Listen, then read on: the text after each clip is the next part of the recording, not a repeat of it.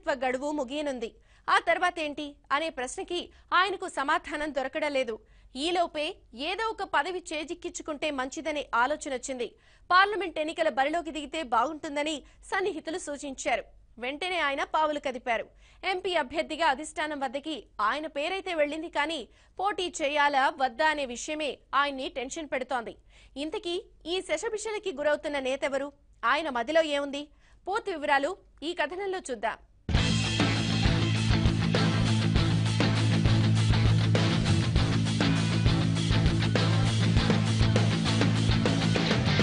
తెలంగాణలో కాంగ్రెస్ పార్టీకి అభ్యర్థి కరువైన ఏకైక పార్లమెంట్ స్థానం నిజామాబాద్. కొన్ని చోట్ల ఇద్దరు ముగ్గురు పోటీ పడుతుంటే ఇక్కడ మాత్రం పోటీ చేసేందుకు ఎవరు ముందుకు రావడం లేదు. ఇంతకు ముందు ఇక్కడ ఎంపీగా పోటీ చేసిన మధు యాష్కి గౌడ్ ఈసారి నిజామాబాద్ వద్దనుకున్నారు. భువనగిరి తనకు అనుకూలంగా ఉంటుందని భావించిన మధు యాష్కి ఆ మార్గంలో పావులు కదుపుతున్నారు. వరుసగా 15 ఏళ్ల పాటు నిజామాబాద్ పార్లమెంట్ నియోజకవర్గ బాధ్యతలు చూసుకున్న మధు యాష్కి అకస్మాత్తుగా ఈ స్థానం వద్దనుకోవడంతో ఖాళీ ఏర్పడింది. ప్రత్యామ్నాయంగా మరో నేత సిద్ధంగా లేకపోవడం కాంగ్రెస్ ని గందరగోళపరుస్తోంది.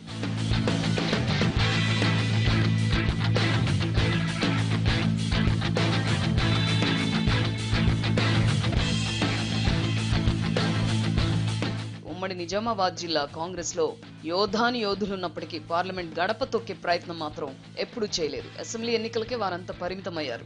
ఎంపీ సీట్ గురించి పెద్దగా ఆలోచించలేదు. అన్ని సందర్భాల్లో కాంగ్రెస్ అధిష్టానం ఎవరో ఒకరిని తెచ్చి బరిలో దింపడంతో జిల్లా నేతలు అంతగా ఆలోచించాల్సిన అవసరం రాలేదు. ఈసారి మాత్రం పరిస్థితులు తిరగబడ్డాయి. ఇప్పుడున్న నేతలతో పాటు కొత్త వారు కూడా నిజామాబాద్ ఎంపీ సీట్ పై ఆసక్తి చూపడం లేదు. దీంతో పార్టీ అధినేతలు బలవంతంగానైనా ఓ యోధుణ్ణి బరిలోకి దింపాలని భావిస్తున్నారు. దీనికోసం ఉమ్మడి నిజామాబాద్ జిల్లాకు చెందిన శాసనమండలి సభ్యుడు షబ్బీర్ అలీ పేరును తెరపైకి తెచ్చారు.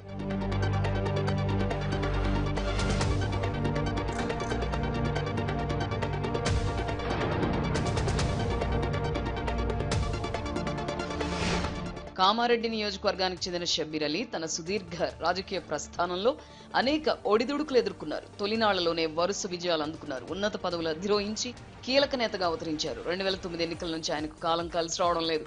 2009, 2014తో పాటు మొన్న జరిగిన అసెంబ్లీ ఎన్నికల్లోనూ ఆయన ఓడిపోయారు. వరుస అపజయాలతో ఫెయిల్యూర్ లీడర్ గా ముద్రపడ్డారు. ఇలాంటి ప్రతికూల పరిస్థితుల్లోనూ శాసన మండలి సభ్యుడయ్యారు. ఇప్పుడున్న ఎమ్మెల్సీ పోస్ట్ గడువు ఈ నెల చివరితో ముగియనుంది. ఈలోపే పార్లమెంట్ ఎన్నికల సందడి మొదలైంది. దీంతో మరో ప్రయత్నం చేయాలని ఆయన భావిస్తున్నారు. ఇతర నియోజకవర్గాల్లో అవకాశం లేకపోవడంతో నిజామాబాద్ ఎంపీ సీట్ పై దృష్టి పెట్టారు. ఉమ్మడి జిల్లాగా ఉన్నప్పుడు ఆయనకున్న అనుబంధం, పార్టీ శ్రేణులతో ఉన్న సాన్నిహిత్యం వర్కౌట్ అవుతుందని అనుకుంటున్నారు. ఈ అంచనాలతోనే నిజామాబాద్ టికెట్ కోసం ఆరాటపడుతున్నారు.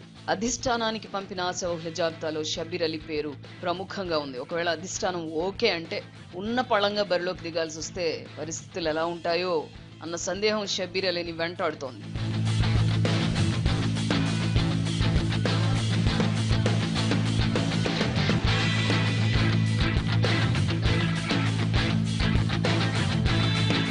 నిజామాబాద్ లో టీఆర్ఎస్ అభ్యర్థిగా కల్వకుంట్ల కవిత పోటీ చేస్తున్నారు. సీఎం కేసీఆర్ కూతురైన కవితను ఢీకొనాలంటే అర్ధబలాలు మరింత అవసరం. నిజామాబాద్ ఎంపీ స్థానం పరిధిలో 7 అసెంబ్లీ నియోజకవర్గాల్లో ఇప్పుడు టీఆర్ఎస్ ఎమ్మెల్యేలే కొలువుదీరున్నారు. కవితకు వారంతా అదనపు బలంగా మారారు. దీనికి తోడు మొన్నటి అసెంబ్లీ ఎన్నికల్లో అమలు చేసిన వ్యూహాలు, ప్రత్యర్థులను దెబ్బతీసే పన్నాగాలు ఈసారి మరింత గట్టిగా అమలు చేసే అవకాశాలున్నాయి. స్వయాన కేసీఆర్ కనుసన్నల్లో సాగే నిజామాబాద్ ఫైట్ ను కాంగ్రెస్ పెద్దలు కూడా తక్కువగా అంచనా వేయడం లేదు. ఎంతో బలమైన అభ్యర్థి అయితేనే కవితను ఢీ కొట్టగలరని ఢిల్లీ స్థాయి నాయకులు కూడా విశ్లేషిస్తున్నారు. ఈ పరిస్థితుల్లో ఇక్కడ కాంగ్రెస్ కి కనీసం మండల, గ్రామ స్థాయి ప్రజాప్రతినిధుల అండ కూడా లేదు.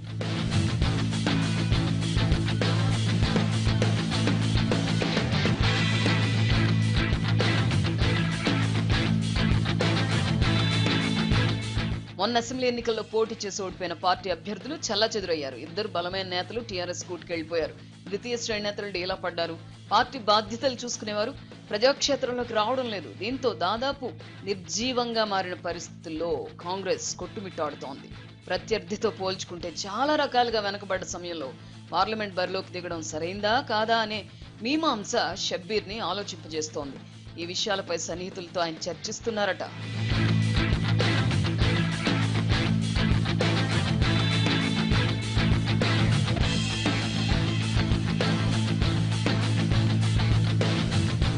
ఈ మధ్య నిజామాబాద్ జిల్లాకు చెందిన కొందరు సీనియర్లతో షబ్బీర్ అలీ ప్రత్యేకంగా సమావేశమయ్యారట. నియోజకవర్గాల వారీగా పార్టీ పరిస్థితి ఎలా ఉంది, అక్కడ మనకు పనిచేసే నాయకులు ఎవరెవరు ఉన్నారు, ఏ వర్గాలు అనుకూలంగా ఉన్నాయి అనే విషయాలపై సమీక్షించారట.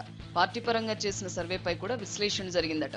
సహజంగానే గ్రూపు తగాదాలతో తలో దిక్కు వెళ్లిపోతున్న నేతలు ఇలాంటి కీలక సమయంలో ఒక్కటవుతారా లేదా అన్న విషయం పార్టీ పెద్దల్ని కలవరపెడుతోంది. షబ్బీర్ కు టికెట్ ఇచ్చే విషయమై మాట్లాడుతూ ఓ ఢిల్లీ స్థాయి నాయకుడు కూడా ఈ అంశాలను ప్రస్తావించారట. ఇవన్నీ బేరీజ్ వేసుకుంటున్న షబ్బీర్ తగిన నిర్ణయం తీసుకునే అంశంలోనే టెన్షన్ పడుతున్నారట. ఫైనల్ గా అధిష్టానం ఏమి డిసైడ్ చేస్తుందో, షబ్బీర్ ఏమంటారో వేచి చూడాల్సిందే.